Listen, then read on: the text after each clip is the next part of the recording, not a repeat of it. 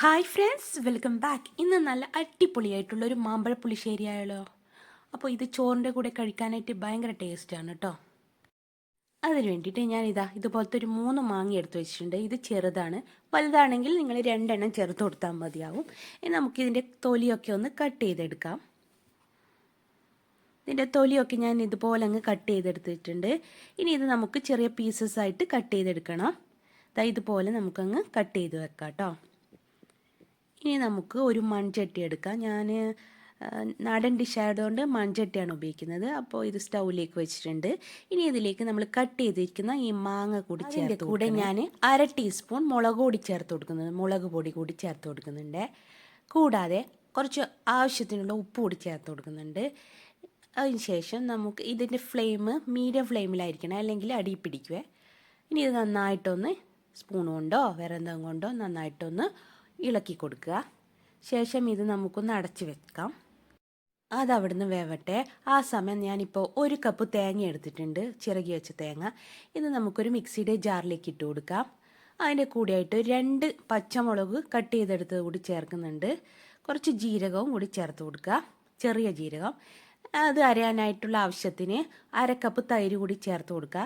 എന്നിട്ട് ഇത് നന്നായിട്ട് അങ്ങ് അരച്ചെടുക്കുക. മഷി പോലെ എന്ന് പറയുന്നില്ല, ആ പരുവത്തിൽ അങ്ങ് അരച്ചെടുക്കണേ. ഇപ്പം നന്നായിട്ട് ഞാൻ അങ്ങ് അരച്ചെടുത്തിട്ടുണ്ട്.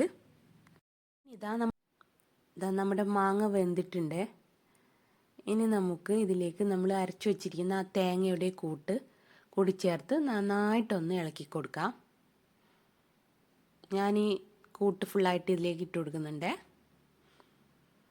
ശേഷം ഇത് നന്നായിട്ടൊന്ന് മിക്സ് ചെയ്തെടുക്കാം.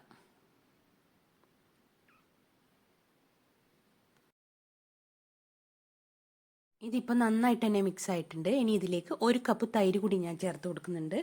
നിങ്ങൾക്ക് കൂടുതൽ പുളിയോ അതോ ഗ്രേവിയോ ആവശ്യമുണ്ടെങ്കിൽ കുറച്ചുകൂടി ചേർത്തോളൂ. ഇതിപ്പോൾ പാകത്തിനുള്ളതുണ്ട്. ഈ ഒരു അളവിലാണ് ഞാൻ ചേർത്ത് കൊടുക്കുന്നത്. ഇനി നമുക്ക് ഇതിലേക്ക് ഒരു ചെറിയ കഷ്ണം വെള്ളം കൂടി ചേർത്ത് കൊടുക്കുക. ഇത് ഞാനിപ്പോൾ ചെറിയ കട്ട് ചെയ്തിട്ട് ചെറുതാക്കി എടുത്തിട്ടുണ്ട്. ഇനി നമുക്കിത് കൂടി ചേർത്ത് നന്നായിട്ടൊന്ന് ഇളക്കി എടുക്കണം.